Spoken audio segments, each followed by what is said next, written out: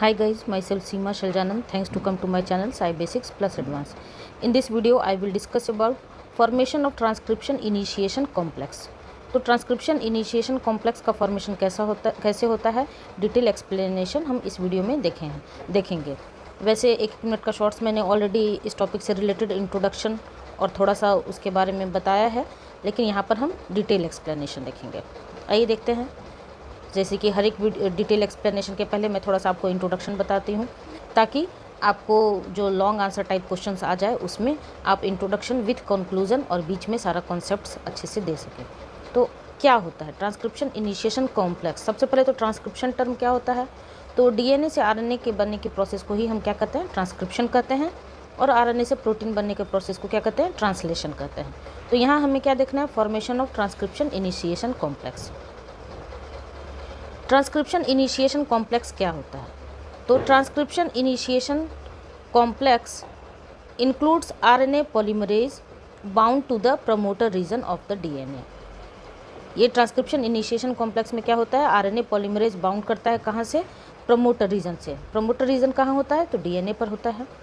बच्चों सीक्वेंस में आप सारा वीडियो देखिएगा तो आपको और अच्छे से कॉन्सेप्ट क्लियर होगा। जैसे कि सबसे पहला है fine structure of gene part 1 और पार्ट 2 में, फिर आरएनए पॉलीमरेज के बारे में। तो इस तरह से हर एक कॉन्सेप्ट एक दूसरे से कोरिलेटेड होता है। तो अगर आप मॉलिक्यूलर बायोलॉजी का प्लेलिस्ट देख रहे हैं तो शुरू से देखिएगा तो आपका कॉन्सेप्ट और अच्छे से क्लियर हो जाएगा। तो ट्रांसक्रिप्शन इनिशिएशन कॉम्प्लेक्स क्या इंक्लूड करता है? तो RNA polymerase bound to the promoter region of the DNA. RNA polymerase कहाँ से बाउंड करता है? तो प्रमोटर रीजन से। और प्रमोटर रीजन कहाँ होता है? तो डीएनए पे होता है। Then DNA partially unwound. उसके बाद डीएनए कैसे पार्शियली अनवुंड होता है? थोड़ा सा ओपन होता है ताकि वो अलाउ कर सके कि यहाँ से ट्रांसक्रिप्शन का स्टार्टिंग पॉइंट यहाँ से स्टार्ट हो सके। To allow for the synthesis of RNA. ये दोनों लाइन क्लियर हो गया। ट्रांसक्रिप्शन इनिशिएशन कॉम्प्लेक्स क्या इंक्लूड करता है? तो आरएनए पॉलीमरेज बाउंड करता है कहाँ से? प्रमोटर रीजन से। प्रमोटर रीजन कहाँ होता है? तो डीएनए पे होता है। उसके बाद यहाँ से डीएनए पार्शियली मीन्स थोड़ा सा unwound to allow for the synthesis of RNA, ताकि वो अलाउ कर सके कि यहाँ से आरएनए का सिंथेसिस हो सके। उसके बाद क्या होता है? This initiation complex marks the beginning of transcription process. और यही इनिशिएशन कॉम्प्लेक्स बताता है कि यहाँ से आपका ट्रांसक्रिप्शन स्टार्ट होना है, beginning of transcription process, during which RNA is synthesised from a DNA template. और इसके बाद आरएनए का सिंथेसिस हो सके यहाँ से, कहाँ, किसके थ्रू? तो डीएनए टेम्पलेट के through, from a DNA template. Prokaryotes में तो ट्रांसक्रिप्शन फैक्टर की नीड नहीं होती है, लेकिन यूकैरियोट्स में in eukaryotes the transcription factors and RNA polymerase are combined to form a complex called transcription initiation complex. तो इस टॉपिक में जो आपका सिलेबस में ये हेडिंग दिया हुआ है फॉर्मेशन ऑफ इनिशिएशन कॉम्प्लेक्स, तो ऐसा मेंशन नहीं किया गया है कि ये प्रोकैरियोट का है या फिर यूकैरियोट का। तो इन जनरल ये प्रोसेस क्या होता है, तो इस वीडियो में हम वही देखेंगे। तो अब मैं समझती हूँ कि आपको इसके बारे में इंट्रोडक्शन थोड़ा सा क्लियर हो गया होगा। एक बार फिर से मैं 2-3 बार रिपीट कर देती हूँ, ताकि जब आप वीडियो सुनिए, कॉन्सेप्ट गेन करिए, तो सुनने के साथ ही आपका कॉन्सेप्ट तो क्लियर हो ही जाए, प्लस आपके दिमाग में भी थोड़ा सा उसका जो माइंड मैप के फॉर्म में कि हाँ ट्रांसक्रिप्शन इनिशिएशन कॉम्प्लेक्स क्या होता है, कैसे होता है, वो भी क्लियर होता चला जाए। तो सबसे पहला पॉइंट हमने क्या देखा? तो ट्रांसक्रिप्शन इनिशिएशन कॉम्प्लेक्स क्या इंक्लूड करता है? RNA polymerase bound to the promoter region. RNA polymerase bound करता है कहाँ से? प्रमोटर रीजन से। और ये प्रमोटर रीजन कहाँ होता है? डीएनए पे होता है। उसके बाद डीएनए वहाँ से पार्शियली अनवुंड करता है ताकि वो अलाउ कर सके कि यहाँ से सिंथेसिस ऑफ आरएनए हो सके। उसके बाद इनिशिएशन कॉम्प्लेक्स क्या होता है? Marks the beginning of transcription process, कि यहाँ से ट्रांसक्रिप्शन स्टार्ट होना है। उसके बाद आरएनए सिंथेसाइज करता है from a DNA template. DNA template से ही तो आरएनए बनता है। और चूंकि यूकैरियोट्स में यहाँ पर ट्रांसक्रिप्शन फैक्टर्स का भी काम होता है, तो transcription factors and RNA polymerase मिल के इस कॉम्प्लेक्स का फॉर्मेशन करता है। ठीक है। जब अलग अलग हम देखेंगे इन प्रोकैरियोट्स इनिशिएशन और इन यूकैरियोट्स ट्रांसक्रिप्शन इनिशिएशन, तो और भी अच्छे से क्लियर होगा। तो यहाँ पर लेकिन ओवरव्यू हम देखेंगे किसका? Transcription initiation complex. ये सिंपलेस्ट डायग्राम है बच्चों ट्रांसक्रिप्शन इनिशिएशन कॉम्प्लेक्स का। तो मैं पहले एक बार डायग्राम के थ्रू भी समझा देती हूँ, फिर स्टेप वाइज मैं आपको बताऊँगी कि कहाँ क्या होना है। तो ये देखिए, सबसे फर्स्ट पॉइंट में क्या होना है? Promoter recognition. सेल में आरएनए पॉलीमरेज अलग से और सिग्मा फैक्टर अलग से घूम रहे होते हैं। लेकिन जब सेल को सिग्नल मिलता है कि हाँ इस प्रोटीन का फॉर्मेशन करना है, तुमको ये फंक्शन परफॉर्म करना है, तब सिग्मा फैक्टर किसको कॉल करता है? तो आरएनए पॉलीमरेज को बुलाता है कहाँ? प्रोमोटर रीजन पे कि आओ यहाँ से ट्रांसक्रिप्शन स्टार्ट होना है, ताकि हम ट्रांसक्रिप्शन के बाद आरएनए बनाएं, फिर आरएनए से हम प्रोटीन बनाएं और वो प्रोटीन जिस फंक्शन के लिए बनाना है वो अपना फंक्शन परफॉर्म कर सके। तो प्रमोटर रिकॉग्निशन, सबसे पहला पॉइंट प्रमोटर रिकॉग्निशन।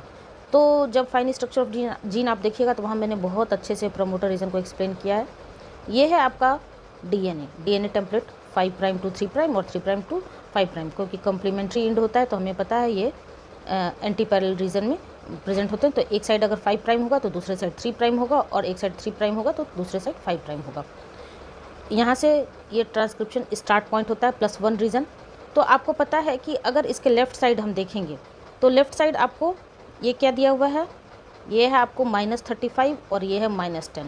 माइनस क्यों? क्योंकि ये अप स्ट्रीम रीजन है, और स्टार्ट पॉइंट के अगर डाउन स्ट्रीम रीजन होता तो हम क्या कहते? ये +30 है या फिर +10 है या फिर +25 है, इस तरह से। तो हमें देखना है कि स्टार्ट पॉइंट से लेफ्ट साइड है या फिर राइट साइड प्रमोटर है। तो लेफ्ट साइड है तो ये -35 और -10 रीजन है, यहीं पर प्रमोटर रीजन होता है। और ये जो आपको शो हो रहा है कौन सा रीजन?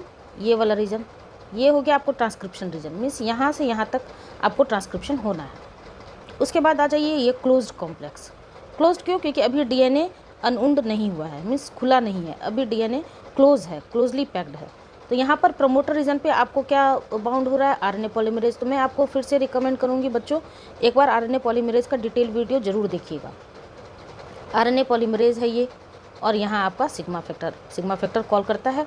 डिफरेंट जीन के लिए अलग अलग सिग्मा फैक्टर होता है। हीट शॉक जीन के लिए अलग होता है, टेम्परेचर रेगुलेशन के लिए अलग होता है, नाइट्रोजन एसिमिलेशन के लिए अलग होता है, मैंने पहले भी बताया है। तो जिस काम के लिए प्रोटीन बनना है तो सिग्मा फैक्टर आता है और आरएनए पॉलीमरेज को पकड़ के यहाँ प्रोमोटर रीजन पे बाइंड करवाता है।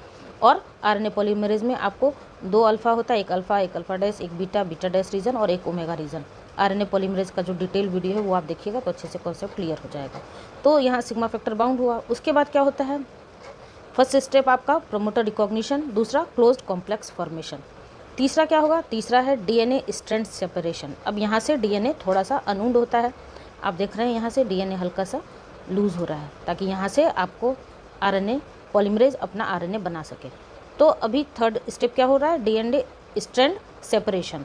और ये जो गोल वाला रीजन है ये क्या है? आपका आरएनए पॉलीमरेज है, यहाँ पर सिग्मा फैक्टर है। उसके बाद क्या होता है? उसके बाद इनिशिएशन ऑफ आरएनए सिंथेसिस, जैसे कि इंट्रोडक्शन में आपको बताया, यहीं से आपका आरएनए सिंथेसिस, आरएनए का बनना स्टार्ट होता है। तो ये आपको दिख रहा है, यहाँ से आरएनए पॉलीमरेज जो है बनाना शुरू कर दिया है। ये 5 प्राइम टू 3 प्राइम इंड यहाँ से 3 प्राइम में जोड़ता चला जाता है आरएनटीपीज, और इस तरह से यहाँ से फॉर्मेशन होता जाता है किसका? आरएनए का। उसके बाद क्या होता है? उसके बाद फॉर्मेशन ऑफ ओपन कॉम्प्लेक्स। अब डीएनए चूँकि सबसे फर्स्ट स्टेप हो गया प्रमोटर रिकॉग्निशन, दूसरा क्लोज्ड कॉम्प्लेक्स फॉर्मेशन, तीसरा डीएनए स्ट्रैंड सेपरेशन, चौथा इनिशिएशन ऑफ आरएनए सिंथेसिस, और पांचवा फॉर्मेशन ऑफ ओपन कॉम्प्लेक्स। अब ओपन क्यों? क्योंकि डीएनए अच्छे से अनउंड हो चुका है और यहाँ पर आपको RNA polymerase 5 prime to 3 prime direction में बनाना शुरू कर दिया है। यहाँ पर थोड़ा सा जब इनिशिएशन हम देखेंगे, ट्रांसक्रिप्शन इनिशिएशन इन प्रोकैरियोट्स या फिर ट्रांसक्रिप्शन इनिशिएशन इन यूकैरियोट्स, तब हम और भी अच्छे से कॉन्सेप्ट गेन करेंगे। ये तो सिंपलेस्ट एक्सप्लेनेशन है किसका? Stages of formation of initiation complex. तो मेनली 5 स्टेप होता है। पहला प्रमोटर रिकॉग्निशन, दूसरा क्लोज्ड कॉम्प्लेक्स फॉर्मेशन, क्लोज्ड क्यों? क्योंकि अभी डीएनए ओपन नहीं हुआ है। तीसरा डीएनए स्ट्रैंड सेपरेशन, डीएनए हल्का सा अनउंड होता है, जहाँ से अनउंड होता है वहाँ बबल का फॉर्मेशन होता है, तो उसी को हम क्या कहेंगे? इनिशिएशन ऑफ आरएनए सिंथेसिस, और उसके बाद फॉर्मेशन ऑफ ओपन कॉम्प्लेक्स। ये डायग्रामेटिक रिप्रेजेंटेशन हो गया आपका। अब आइए थ्योरेटिकल देखेंगे स्टेप वाइज माइंड मैप के फॉर्म में। यहाँ से आप स्क्रीनशॉट ले सकते हैं। इन 1 पेज समरी आपका stages of transcription initiation complex है। तो हम हर एक स्टेप को 1 बाय 1 देखेंगे। सबसे पहला पॉइंट क्या था हमारा? सबसे पहला पॉइंट है प्रमोटर रिकॉग्निशन। कौन रिकॉग्नाइज करता है? तो सिग्मा फैक्टर करता है। तो RNA polymerase and sigma factors in prokaryotes recognises and bind to promoter region of DNA. RNA polymerase और सिग्मा फैक्टर रिकॉग्नाइज करके बाइंड करता है प्रमोटर रीजन पे, और ये प्रमोटर रीजन कहाँ होता है? डीएनए में होता है। कितनी बार मैं रिपीट कर चुकी हूँ। नेक्स्ट स्टेप क्या होता है? नेक्स्ट स्टेप होता है डीएनए अनबिंडिंग। डीएनए अनविंडिंग में क्या होता है, the transcription factors help to unwind a portion of the DNA double helix. ये जो ट्रांसक्रिप्शन फैक्टर्स है वो हेल्प करता है ताकि यहाँ से आपको डीएनए को अनविंड होना है नियर द प्रोमोटर रीजन के पास, क्रिएटिंग अ ट्रांसक्रिप्शन बबल, और बबल का फॉर्मेशन अभी हमने डायग्राम में देखा। उसके बाद तीसरा स्टेप क्या है, तीसरा स्टेप है आपका टेम्पलेट स्ट्रैंड सिलेक्शन।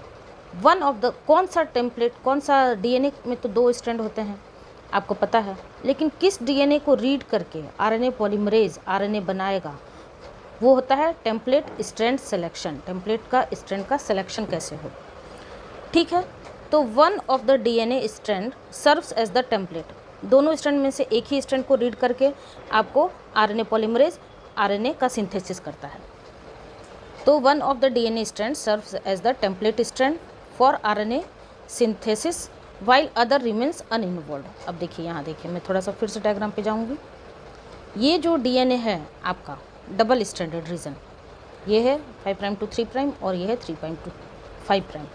तो ये ऊपर वाला स्ट्रैंड या फिर नीचे वाले स्ट्रैंड किसको रीड करके, ये जो आरएनए पॉलीमरेज है यहाँ पर जो आपको ये 5 प्राइम टू 3 प्राइम दिख रहा है, बना रहा है ये 5 प्राइम टू 3 प्राइम, तो किस स्ट्रैंड को रीड करके ये 3 प्राइम एंड पर, हमें पता है 3 प्राइम OH पे आपका RNTPs ऐड होंगे, तो ये ऊपर वाले को रीड करके बनाएगा आरएनए या फिर नीचे वाले को, तो दोनों में से एक ही स्ट्रैंड इन्वॉल्व होते हैं उसमें। तो किसको रीड करेगा, तो जो भी इसको कॉम्प्लीमेंट्री स्ट्रैंड नज़र आएगा उसको रीड करके बनाएगा। जैसे सपोज करिए ये ऊपर वाला रीजन है, यहाँ ATCG, तो यहाँ पर आपको 3 प्राइम एंड पे क्या ये ऐड करेगा, यहाँ 3 प्राइम एंड पे आपको C ऐड करेगा। उसके बाद आपको पता है साइटोसिन के कॉम्प्लीमेंट्री क्या होगा, गुआनिन G ऐड करेगा। T के जगह, थायमिन की जगह ये क्या ऐड करेगा, एडेनिन ऐड करेगा।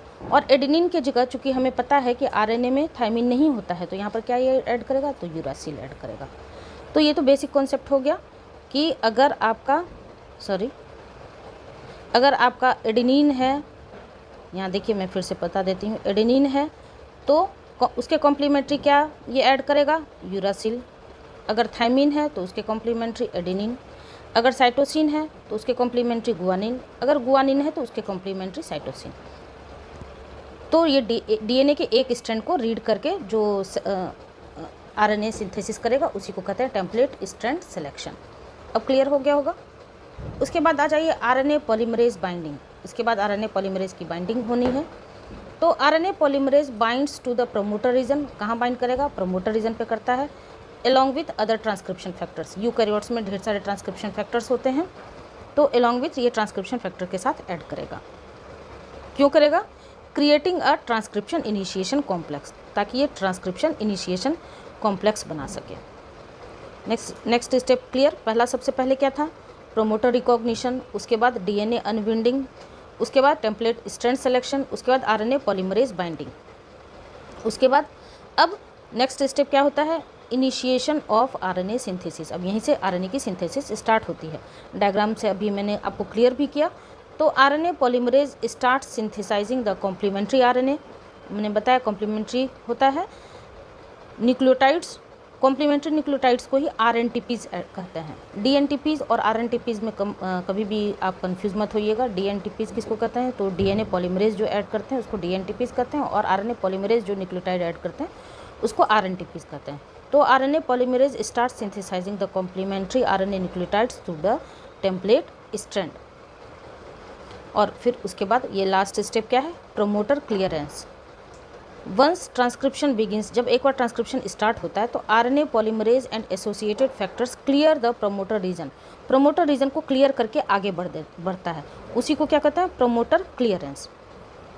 अलाउ, ताकि वो अलाउ कर सके, allowing for elongation of the RNA transcript, ताकि वो हमें पता है चाहे वो रेप्लिकेशन हो या फिर ट्रांसक्रिप्शन हो या फिर ट्रांसलेशन हो, इनिशिएशन, इलोंगेशन एंड टर्मिनेशन, ये 3 स्टेप मेन होते हैं। तो इनिशिएशन तो स्टार्ट हो चुका, क्योंकि अब ये प्रोमोटर जो रीज़न है आपको ये क्लियर करेगा तभी तो आगे बढ़ेगा। ये जो प्रोमोटर रीज़न से यहाँ से आपका ये जो प्रोमोटर रीज़न था तो यहाँ से ये आगे बढ़ता है, और यहाँ पर जो प्रोमोटर रीज़न था उसको क्लियर कर देता है ताकि इलोंगेशन हो सके। ठीक है, तो ये बहुत ही बेसिक स्टेप था किसका, stages of transcription initiation complex. बच्चों एग्ज़ाम बहुत पास है तो मैं कोशिश करूँगी कि जितना ज़्यादा से ज़्यादा टॉपिक कवर हो सके। वैसे तो यूजी में भी फर्स्ट सेमेस्टर, थर्ड सेमेस्टर और फिफ्थ सेमेस्टर तीनों का एग्ज़ाम होना है, और पीजी में भी आपको फर्स्ट सेमेस्टर और थर्ड सेमेस्टर का एग्ज़ाम होना है। तो टोटल मिला के 5 सेमेस्टर है, तो पाँचों का अलग अलग कॉन्सेप्ट, अलग अलग टॉपिक। तो मैं कोशिश कर रही हूँ कि 1 बाय 1 इतना तो एटलीस्ट आपको पढ़ा ही दूँ, ताकि एग्जामिनेशन में अच्छे से आप लॉन्ग आंसर और शॉर्ट आंसर कर सकें। ठीक है। और बच्चों, ये जितना भी very short answer type question होते हैं उसके लिए मैं 1-1 मिनट का शॉर्ट्स दे ही देती हूँ, ताकि चाहे 3 नंबर में पूछे या 5 नंबर में, तो आप वहाँ से भी अच्छे से अपने आंसर को एक्सप्लेन कर सकें। तो सिंपलेस्ट डायग्राम के साथ मैंने आपको थ्योरी भी कवर करवा दिया। बच्चों, इस तरह से अगर आपको मेरा ये पढ़ाने का तरीका, एक्सप्लेनेशन पसंद आता हो तो please like, share and subscribe जरूर कर दीजिएगा। अपने दोस्तों में भी शेयर करिए जितना ज़्यादा से ज़्यादा हो सके, और कुछ भी सजेशन देना हो तो कमेंट सेक्शन में ज़रूर बताइएगा। मिलते हैं नेक्स्ट वीडियो में, तब तक के लिए थैंक यू।